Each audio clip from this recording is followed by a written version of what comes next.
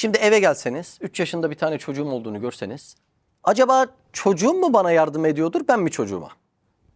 Ben çocuğuma, çünkü ben daha kudretliyim, daha güçlüyüm. Peki beni dışarıda bir böyle meczup bir arkadaşla görseniz, acaba o meczup Mehmet'e mi yardım ediyor dersiniz, yoksa Mehmet meczup adama yardım ediyor mu dersiniz? Mehmet yardım ediyordur, çünkü şuur bende var. Demek ki normalde olması gereken şu: zengin fakire yardım etmesi lazım. Yani ilim olarak zengin, kudret olarak zengin, merhamet olarak zengin, iktidar olarak zengin birinin bunlardan fakir olan birine yardım etmesi lazım. Cansız bitkiye yardım etti. Bitki hayvana yardım etti. Hayvan da insana yardım etti. Hani en şuurlu bizdik? Hani en merhametli bizdik? Hani en iktidarlı bizdik? Ne oldu? Çok enteresan bir mesele oldu. Allah Allah. Bu cansızların, şuursuzların, merhametsizlerin, şefkatsizlerin ben gibi ilimli, iktidarlı, merhametli, iradeli birine yardım etmesini Allah demeden açıklayamaz. Mümkün mü? Mümkün değil. Demek Allah bütün kainatı emrimize veriyor. Ne diyor biliyor musun? Siz bal yapmakla uğraşmayın. Süt yapmakla uğraşmayın. Elma yapmakla uğraşmayın. Arı yapmakla uğraşmayın. Et yapmakla uğraşmayın. Ben bunların her birisi için sahhara lekum, size musahhar ettim diyor. Her birini size hizmetçi kıldım diyor. Şimdi insaf sahibinin bir soru sorması gerekmez mi? Peki ya Rabbi, biz ne yapalım? Siz kamil imanı elde edin. Sahabe ne yapıyorsa aynen onu yapın. Bak, bu dersler bunlara çıkıyor. Sadece Allah var deyip kapatacak mıyız kitabı? Yine yarınki hayatımız bugünküyle aynı şekilde mi olacak? Kalpte aynı dünya muhabbetleri mi olacak? O zaman sen de kapat videoyu. Bari mesuliyetin artmasın. Ne diyeyim yani? Ne diyor? Bedendeki organlar birbirinin yardımına koşuyor diyor. Öyle mi? Şimdi gözüne toz kaçınca ne yardım ediyor ona? El yardım ediyor. Allah Allah. Demek ki gözümle elimi aynı anda yöneten bir ruh var. Doğru mu? Bak, aynı anda, yani çok enteresan. Ruh için zaman mekan olmadığından dolayı her birisini aynı anda idare ediyor. Ruh ise bir kanunu emirdir. Yani Allah Azze ve Celle'nin bir kanunudur. Bak, nereye çıktı konu yine? Allah'ın varlığına ve birliğine çıktı. Şu organlar meselesine gelmişken Allah'ın inayetinin, yardımının kristalleşmiş şekli, ya böyle gözümüzle görünen şekli bir organımız var. Pek böyle sevmeyiz. Pek muhabbetimiz yoktur o organa. Kalp gibi davranmayız, saç gibi bakım yapmayız, göz gibi şöyle güzel elbiseler ona alıp giydirmeyiz, kulak gibi güzel şeyler dinletmeyiz, ama çok hayati önem taşımaktadır. Ne biliyor musunuz o organımız? Bağırsak, bağırsak. Arada homurtu çıkarmasa belki varlığını bile unutacağız, değil mi? Ama inanın bana, Allah'ın varlık ve birliğinin, şu az önceki yardımlaşma faaliyetinin öyle bir delili ki inanamazsınız. Bağırsak hazımda 3. sırayı alan bir organdır. Proteini, yağı hazmeder. Vücut için en uygun hale getirir.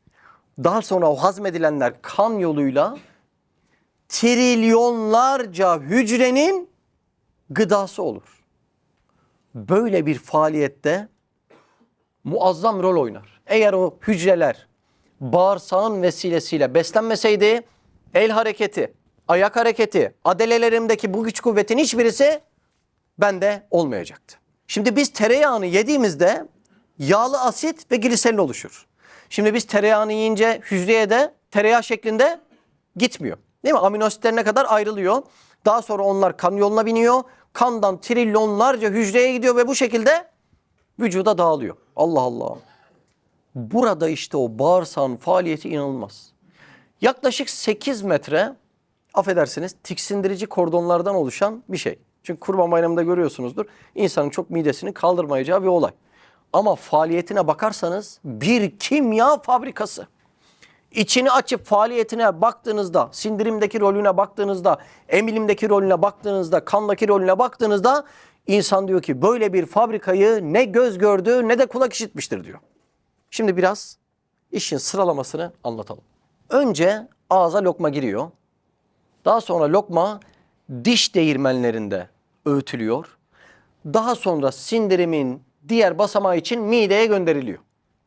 Yediğimiz şeye göre 3 saat, 5 saat, 6 saat midede vakit geçirildikten sonra Mide bazı enzimlerle o lokmayı işledikten sonra asitlerle birlikte mideden yemek nereye gidiyor?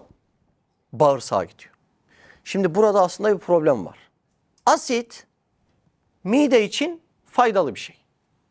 Ama bağırsak için faydalı değil. Ülser hastası olan var mı içinizde? Neden oluyor? O asidin bağırsaklara kadar sirayet etmesinden dolayı doğan bir hastalık. O zaman burada ne yapması lazım? Şunu yapması lazım. O anda sekretin hormonu salgılanıyor. Kan yoluyla pankreasa gider gitmez hazım suyu salgılanıyor. O hazım suyu 12 parmak bağırsağına gelerek az önce gıda asitle gelmişti ya, o asiti nötralize ediyor. Ve bu şekilde vücudumdaki sindirim devam ediyor. Şimdi vücudundaki sindirim faaliyeti için yardımcılardan sadece birisini konuştuk. Allah aşkına böyle bir inayeti, böyle bir yardımı görmemek körlük değil, nankörlük sayılmaz mı? Allah Allah. Sinirlendiğiniz an iştahınız ne oluyor? Kapanıyor. Kapatan kim? Bağırsak düğmesiyle kapanıyor. Neden? Sinirlendiğin an iştahın açılsa, kapanmasa o an yemek yesen o kadar asitle birlikte vücudun infilak edecek. O bağırsak vesilesiyle sinirli anını bile düşüneni perdeyi aralayıp nasıl görmezsin? Bunlar nasıl yardımlaşmalar? Bu yardımlaşmaların her birisi tek bir zatı gösteriyor mu, göstermiyor mu? Buyurun şu perdelere birlikte bakalım. İnsan bu inayeti gördükten sonra tek yapması gereken kul olmak. Bu kadar faaliyet senin elindeyse ya Rab, bana düşen teslim olmak demekten başka çaresi kalmıyor. Bunlar neyi gösteriyor biliyor musun Bahattin? Bizim vesveselerden kurtulmamıza, gelecek endişesinden kurtulmamıza, teslim olmamıza bir vesile. Küçücük parametrelerde hata olsa mahvolacağın bunca sistemi elinde tutan Allah senin geleceğini, istikbalini arzu ettiği şekilde yaratamaz mı Allah aşkına? Demek ki endişe eden aslında Allah'ın kaderine bir cihette itiraz ediyor demektir. Bu dersler bizde neyi açması lazım? Kadere imanı açması lazım yani. Lütfen uygun maksatlara sevk edelim bu manaları.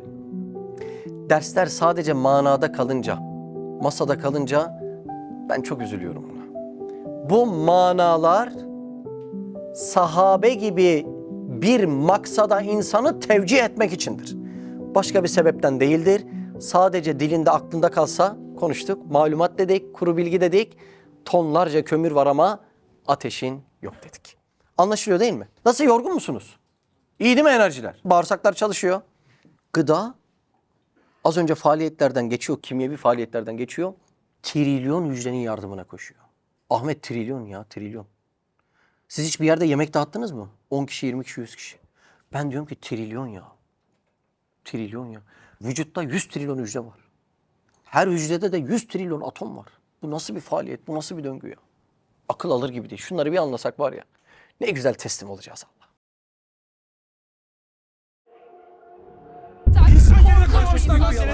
Kalabalığın içinde etilmiş, kakılmış İslam yiyen bir evlatsın lan sen!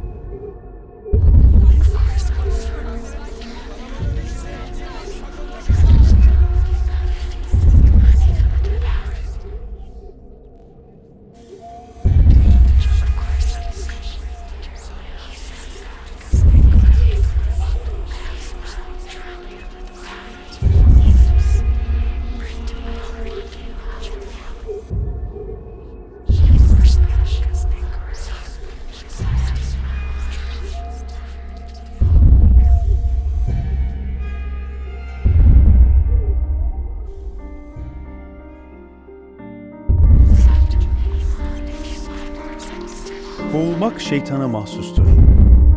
Sen hangi halde olursan ol, Allah'a sığın. Hisler, hayaller ve sesler sana hiçbir zarar veremez. O zaman pencerelerden seyret, içlerine girme.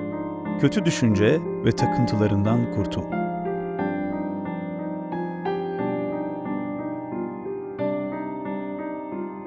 Mehmet Yıldız'ın kaleminden Vesvesan kitabı sizlerle. Kitapyurdu.com'dan sipariş verebilirsiniz.